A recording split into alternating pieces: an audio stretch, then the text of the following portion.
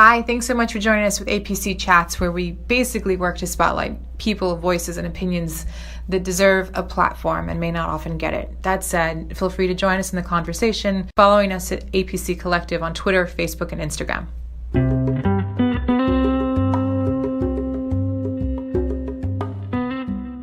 Hi, welcome to this edition of APC Chats. With me is Mando Rayo of the Rayo Collective, Tacos of Texas, and Revolucion Beer. All in one. All in one. He's every man. Remember Whitney Houston? I'm Audrey Ponzio, and I'm very excited to be talking with you. I know we've talked about getting together and threatened to get together, and the threat was made good. We just got real because I brought tacos. Tacos and beer, which I've already tasted, and it's amazing. That's how we do lunch at APC. Yep. Thanks for joining. And thanks for having me. Yeah. We've been watching you flourish and pretty much blow up all over social and within the press. And we want to get a slice of that. We want to know what you're up to and what you're doing. So talk to us. All right. Well, man, what brings, our gente together, come on, you got beer and tacos. So exactly. First let's break some bread or let's break some tortillas. Let's do it. So we have some lengua. Wow. I don't mess around. This isn't this is like this the isn't real like deal. I'll have a fajita. No, we gotta go big. No, this is tacos al pastor, lengua, which is tongue. Yeah. And then over here we have tacos dorados de barbacoa, ahumada, so smoky from Taqueria Chapala down the street. And the thing is for me, like. I always say I was born with a taco in my hand.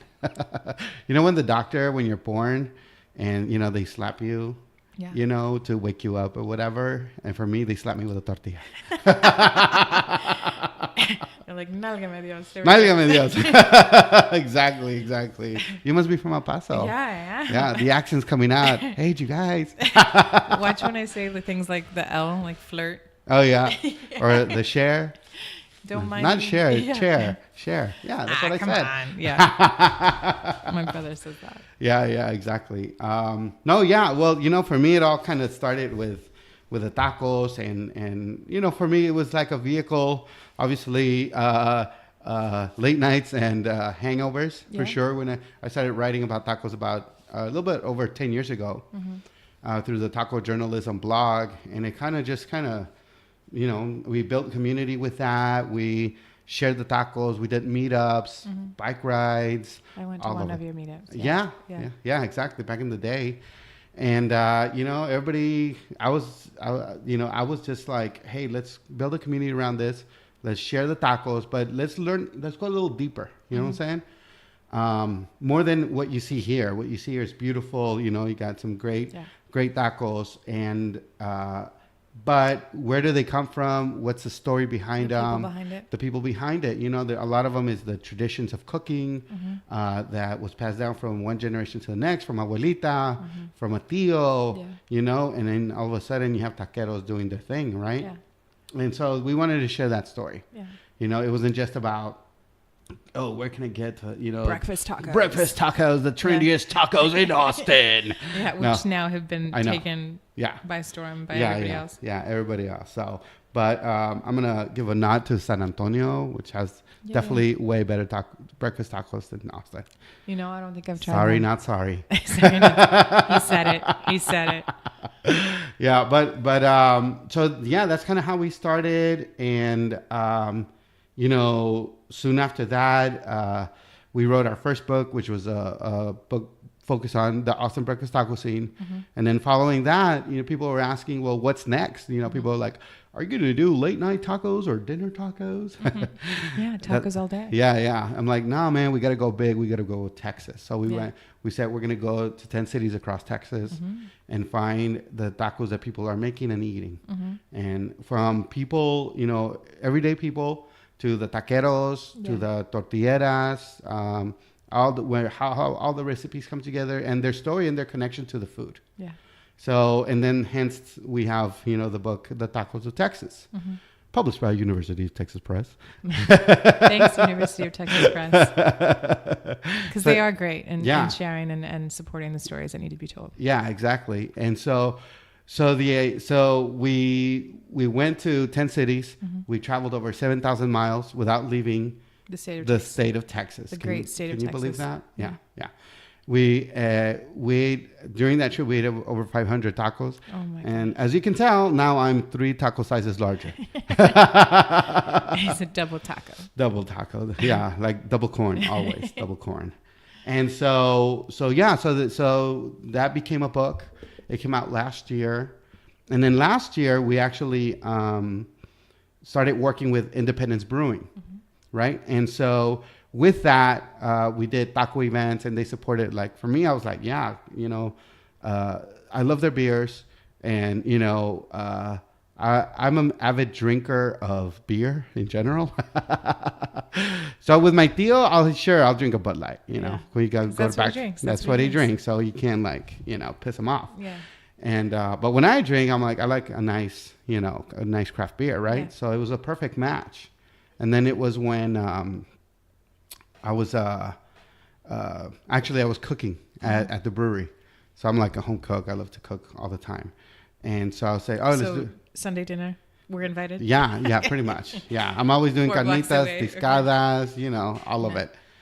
And then I was brainstorming with one of the founders, Amy Cartwright, about, hey, why don't we do like a taco beer? Like I was cooking with her beer, but I was like, man, it would be nice to have something that could go perfectly with carnitas. And I use citrus with my carnitas, so I use some oranges, and I also use other ingredients, but it really kind of would bring out some of those flavors, especially as you drink. Yeah. And the idea just kind of came from there. That's awesome. Yeah, and now we just launched Revolucion beer, and we're going to be in 4 markets. We're in Austin, San Antonio, Houston, and Dallas. Okay. And it's a summer kind of limited release. Yeah. So, and it's at H-E-B, it's at Specs, and to this day, I'm like, I'm not going to drink any other beer. No, you have unless my tío says that, unless my tío's like, no, esa no cerveza porque blah, blah, blah, blah. ¿Les gustaron? Did they like it? Yeah, I did. I took it to El Paso, and, even my tío was like, oh, está buena. That's awesome. So I'm going to eat while you comment. Now it's my turn. We'll take turns between bites. Yeah. Go for it. It's so interesting to me because we were talking a little bit before we started about following your instincts, and in times of here's the path and here's the traditional way to go and pursue something, there is then listening to your instincts and saying, but I want more, or I want to do more, or I'm meant for more, I have more in me that needs to be exposed, and not just for the actual value of making money, but for the passion and the spirit. Yeah. And so from what you shared, you had a passion for tacos and a passion for getting it right. And I could see that happening probably more so here in Austin, because I don't know how long you've been here. I got here in 95 and I left for a bit. Yeah, I got here in 95 too. Huh. I thought you looked familiar. Yeah. But I saw you on 36. That was me. I may have been on the stage at 311. I ain't gonna lie. I had fun in college. Yeah, that was fun. My nickname in college was Happy. I didn't drink that much, but I was always happy. Happy. Oh. So point being is kind of following your instincts and your intuition, and I think more than ever, we celebrate the gut instinct and kind of veering your own path. And I always tell Hector, our producer, and others that we work with, who do you get to be if you trust yourself? There's a way to make money, and ideally you have 5 different ways to make money that you're not so dependent on one avenue. I learned that after I can't even comment on it because of dynamics. Sure. I learned that kind of the hard way of kind of putting everything I had into one particular place in one particular moment. And then life happens. And then you have to reflect as to who am I? Because it's not just that job, and it's not just that client or those clients or that team. I have to mean more than what I've been allowing myself to mean. So you're doing it. No, I mean, the thing is, I always consider myself a late bloomer, so you have to tell me like 3 times before I get it. No, but at the same time, I learned to listen to my gut and just go for it. Definitely, I was with you too. I worked, my background is in community engagement, and I did about 13 years with United Way. And then I did 4 more years with another agency, and then I started my own just because it just kind of said it,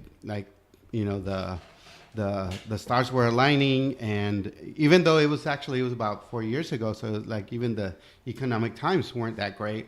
My wife just got accepted to graduate school in another city, at Texas A&M, but we won't talk about that. Yeah. So I even commuted, for 3 years, and so it's kind of like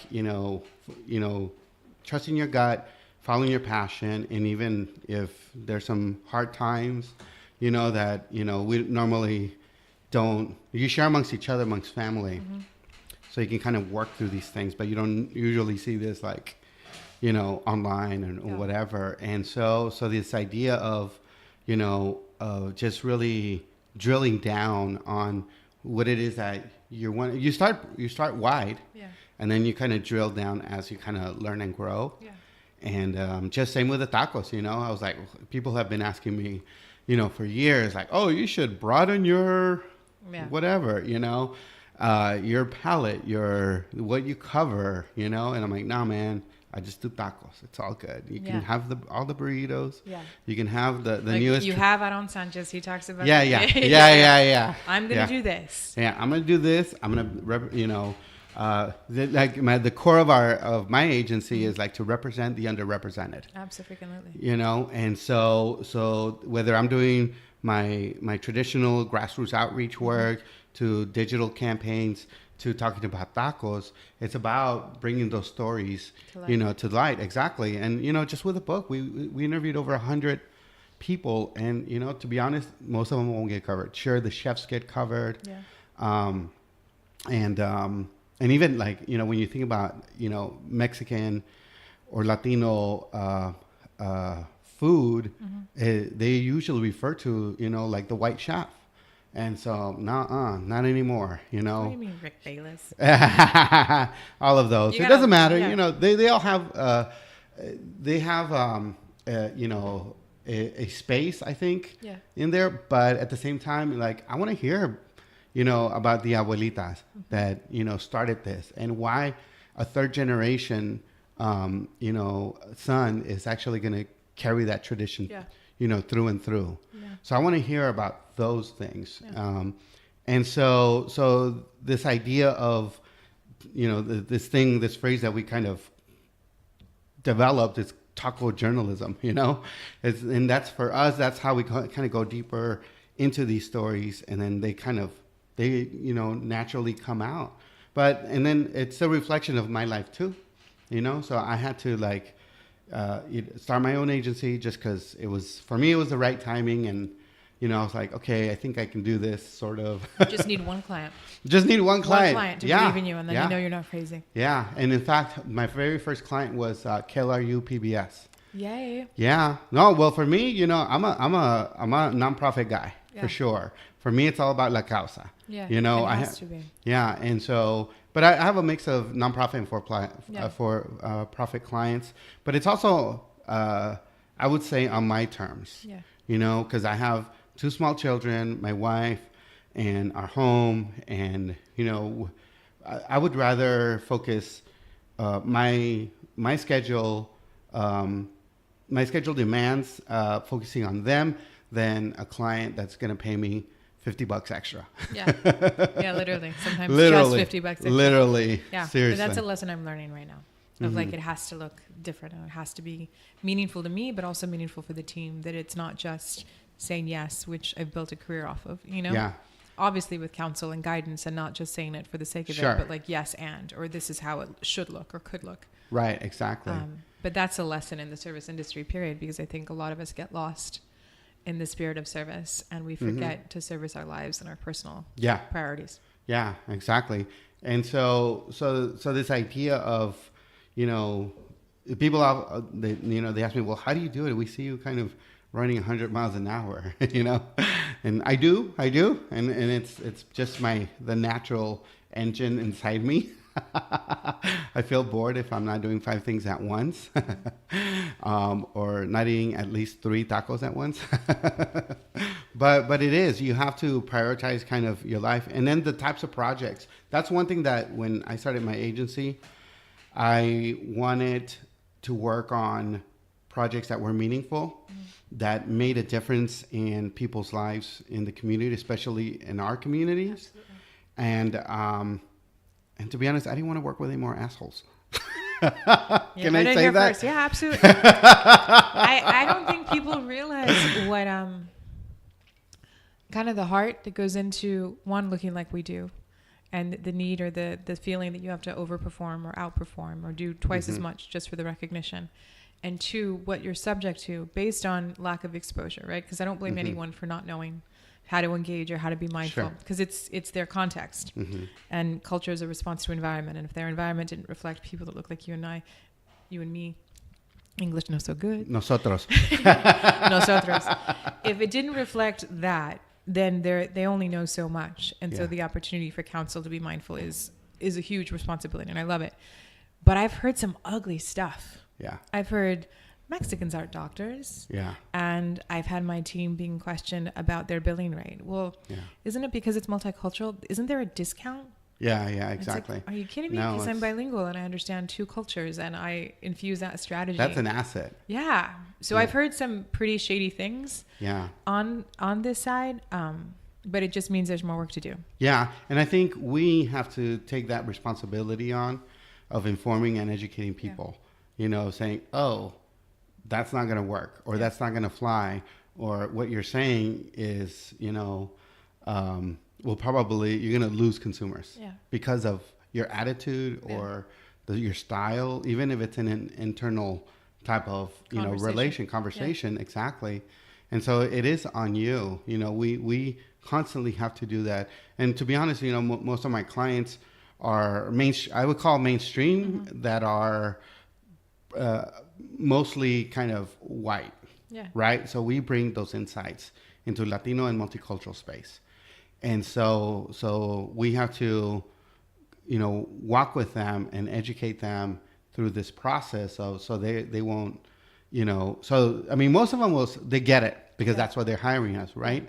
So they get it, but at the same time, you still have to be kind of that steward, exactly. Or a good Mexican right here on your shoulder. Not a bad one. Not a bad one. Not a bad hombre. There's always good and bad both. Do you feel like I didn't know I did look different until I got to Austin? And I grew up in El Paso just like you. Yeah. And, you know, I have features that I inherited from my Italian side. I would go to Mexico and I would be called La Italiana because that's my last name. And obviously my nose reflects my grandfather's history, which I'm proud of. But I didn't know I was going to be judged as different until I started walking on UT campus. And I saw that I was getting Muslim Student Association invites and, you know, Indian American Student Association. And I'm like, what? Why are they thinking? Why am I not getting Tri-Delt invites? Or like, you know, the Greek fraternities, like, why am I not getting invited to those moments? And I'm like, oh crap, my face is different. And I didn't know that. And so I didn't necessarily feel like I had to embrace an identity growing up until I left our hometown. Do you feel like you had to stand for something when you got here? You know, it took me a while, but yeah, I did. Because, I mean, you know, I just came back from El Paso, right? Yeah. And it's all good, EP. Chico Town. You know, everywhere you go, you know, there's Mexicans, Latinos, or however, you know, everybody's talking in Spanish or English. And without judgment. Without judgment, exactly, you know. And so when you come over here to Austin, and actually I did experience that a lot, you know, just because of what Austin is, you know, and the history of Austin, you know, it's so I did kind of get a sense of that, but I would say I had an awakening moment. I was maybe in my like late 20s or something, definitely more than 10 years ago. Somewhat, yeah. And just kind of this idea of like, you know, reconnecting with my culture, because actually when I was growing up, like I think it was maybe in high school or whatever, I was rejecting my culture because of many reasons, because of some of the humiliation that actually happens in schools, and you still hear those stories, you know, and so that's part of it, but also, you know, try not to stand out and kind of blend in. And so I was like, no, I'm American, and you actually do hear a lot of that in border towns, so. And San Antonio. Yeah. And then so when you come here, you're like, whoa, wow, and it's like. You hear it everywhere. You hear it anyway that people have been exposed to one or two cultures, like one or more cultures. They choose a side almost. Yeah, exactly. But yeah, so I kind of had this awakening moment where, I just realized realized all the different, I think, experiences that I think happened to me. That was like, oh man, I don't want anybody else to experience this. So that's when I was like, okay, it's kind of like, let's get back to the roots. Yeah. And embrace it. Yeah, with tattoos and everything. I haven't gone that far yet. TBD. The day is still young. Yeah, exactly. I do think that there's something to when you're confronted with the notion that people see you as different, then you start questioning, well, what does it mean to be different? And that's what I did. Of like, okay, so if I'm going to be put on the diversity counts for this company and that company, and I dressed way better when I was younger because I had more to prove, I think. Then I'm like, oh, so there's no one here at this table or in this meeting or in this conversation that's advising the organization or the institution or the brand on how to be better for this community. So that's a heavy, happy burden that I've carried my entire career. And but if you were to think about the way I grew up, I'm like, yeah, I was a border town and I went to an all-girl Catholic school, thanks to my parents and who sacrificed for me to go, my mom especially. And I think 80% of the student body was Mexican or Mexican American. These girls came from Juarez. They were people of privilege and people who didn't have as much. I was definitely not one of the higher end of privilege. Yeah. But I didn't consider myself growing up like una mexicana típica or just like the most, I'm very Americanized and I'm okay with that. Yeah. But corporate America has looked at me as, the chief sensitivity officer. Oh, the diversity queen. And the only thing I reflect is a community that I come from. And I try and do that with grace and humility and opportunity and not shame people for not knowing. No, but I feel like it's so funny that you embrace it because you have to. Yeah. And there's no one else. So like if everyone in the room looks the same and you're the one voice that looks different, you are going to stand a little taller and speak a little more loudly for your community because there is no representation. Exactly. So you take it on. And you can't be just the token either. By that it's the token mindset. And it's the idea of that I only represent, people that maybe, from El Paso, maybe second generation, but people need to understand that if you really want to understand, say in a boardroom, it can't be just the one, What do we have like 9 Caucasians representing Austin and only one Latino representing the same, right? The fastest growing demographic, right? Yeah. So that's the idea of I think I would say, being, somebody told me, every now and then I call people out on this stuff. And somebody told me that I'm always like the tip of the spear, So you have to do that sometimes, not all the time, because what you want to do is focus on the conversation that keeps people in the dialogue versus them retreating, So, but at the same time, you always have to push too. Push people to grow, push people to understand, and push people to open those doors. So it's funny because I feel like men in that way, and I have a great relationship with my father. I love men. There's no man bashing in this room, but men in that particular way have it a lot easier than women. No, you're right. Because when I speak about issues or opportunities, I've had it in reviews. It sounds like she's preaching. And I'm like, I'm just kind of trying to provide context, but I wonder what it would have sounded like if I was not as passionate about my work. Right. Or if you're on the receiving end, I have to tone it down so that you don't feel like I'm being defensive or offensive. Right. Yeah. But, and I noticed that. Or an angry Latina. Because if I have passion, it's anger. Yeah. So there's a different way that I have to navigate corporate America than you would, because you're just seen as kind of a progressive disruptor, and I would be like, oh, I'm an angry brown woman. Sure. No, exactly. No, and I think, whether you're a man or a woman, Latino, African American, Asian, somebody that's considered, the other in a pretty predominant white culture. You do have to be, I think, recognize some of those, I would say, stereotypes that are there and figure out a way to, maneuver. So yeah, definitely, like, there's been times where I'm like, maybe pushed too hard, and people are like, okay, we shouldn't invite him. Down. We shouldn't invite him over again. Yeah, I've gone through the same. He can just deliver the tacos.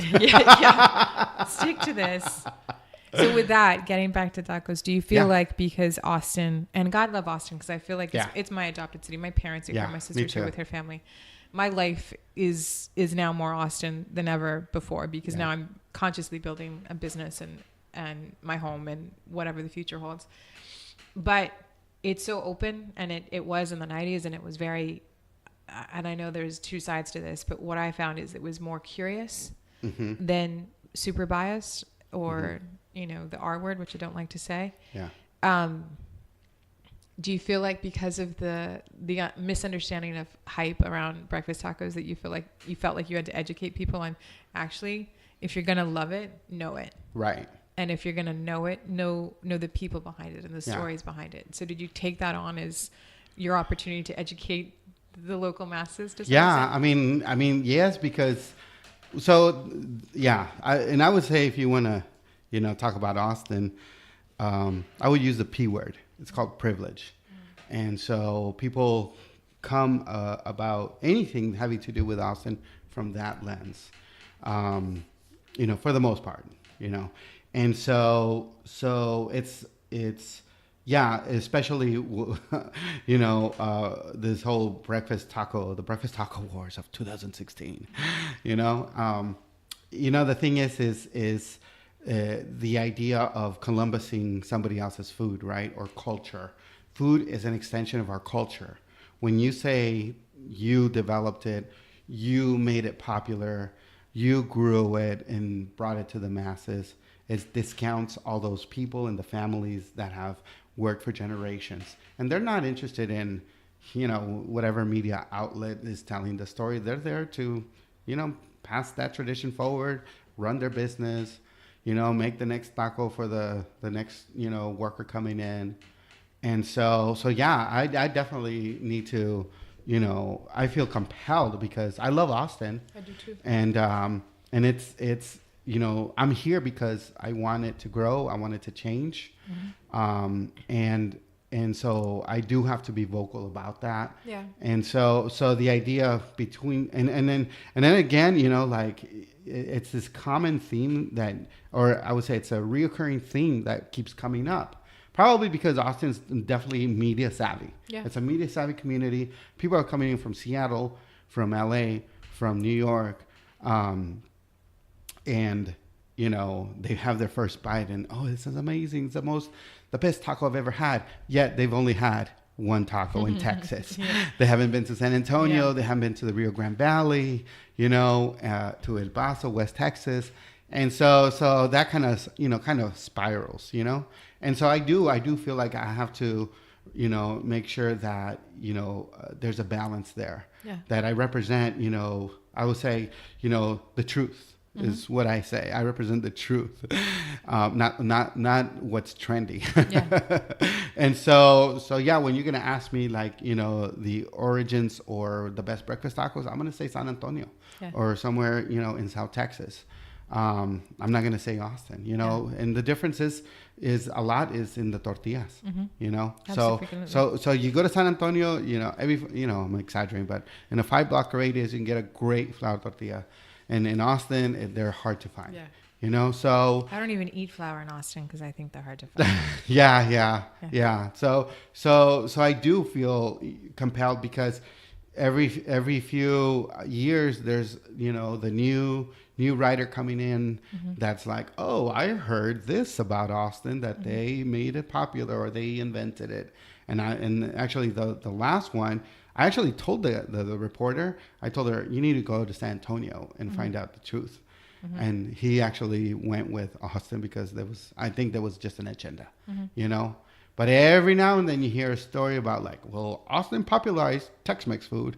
I'm like, what is Not that? so much. You know? And so I do feel that I have to represent people and their traditions, their cooking traditions, their voices, but I don't want to speak for them. Yeah. You know, and I think that's kind of like has been my approach in food writing. You know, I'm not going to write about your food, and what I want to do is bring you in and you tell me about that. Yeah. And then that's why we did, you know, so many interviews, you know, for our book.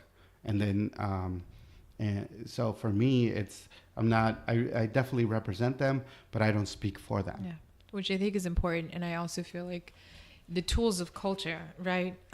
Food, art, music, those are the bridges.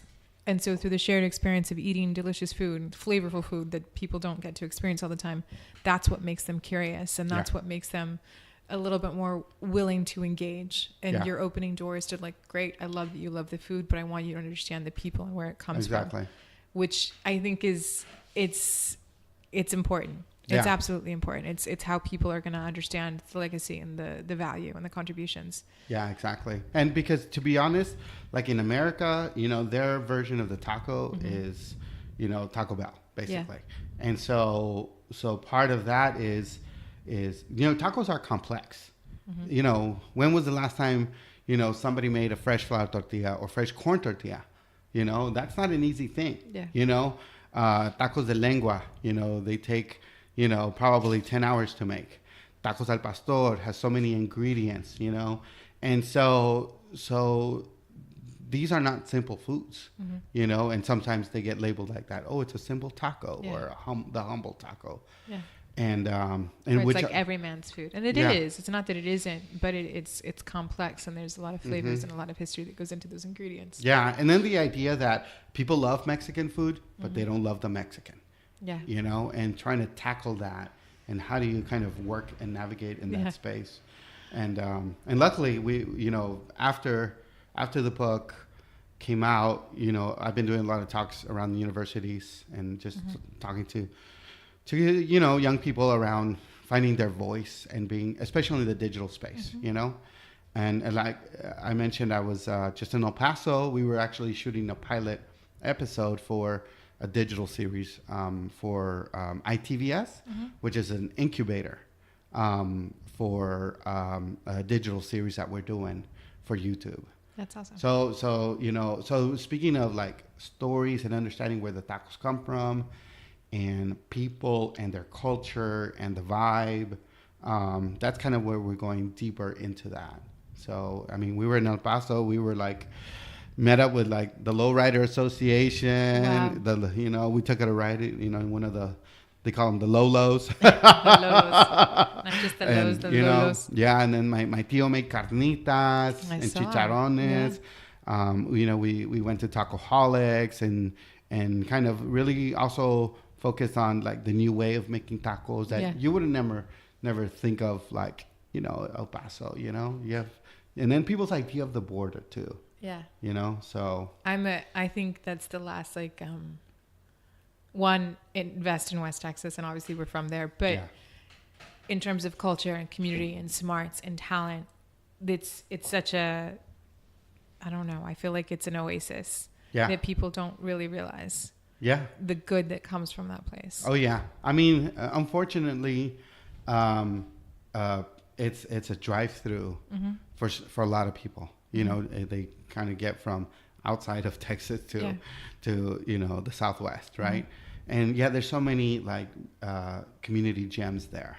You know, and it's not just Chico's Tacos. You know, I'm over that, by the way. Sorry, El Paso, but yeah, there's two camps. I've had it. No, I grew up with it. Yeah. And for me, it definitely, you know, kind of, it's like that. It's like your local diner. Like, you know, if that's what you grew up with, you're gonna love it. But at the same time, like, I've eaten. You can't compare. I've eaten a shitload of tacos, and you know. Yeah. So yeah. I don't want to start a fight. Yeah. Let's just stop there. Yeah. So in terms of Revolucion. Yeah. Do you feel like, because of the political climate, and I don't want to get too far off on tangents that we can't come back from, but do you feel like because of the way people talk about the contributions or lack thereof of different communities, including our own. Right. Was there something there that you wanted to speak up about? Because it looks like it could be It taken does. in one of two ways, right? Yeah. So talk to us about Yeah. Revolución. Yeah, definitely.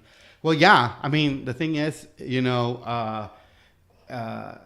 may, just kind of how I reference, people love the Mexican food, but not the Mexican.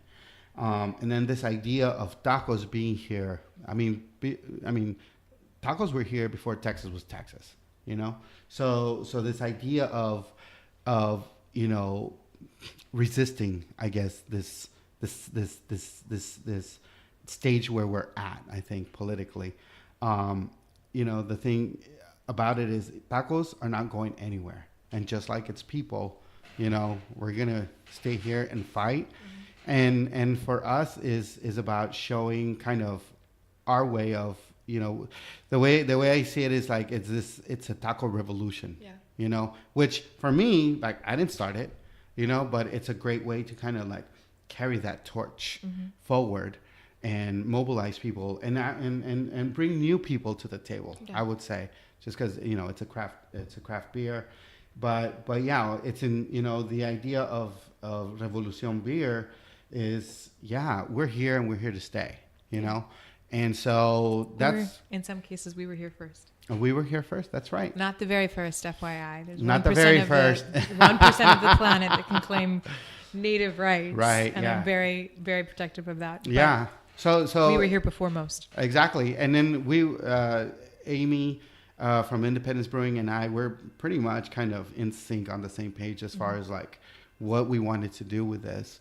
And yeah, and it's really good beer, by the way. Yeah, thank you. Well, we definitely worked hard at. Make sure my boss doesn't hear me. Just kidding.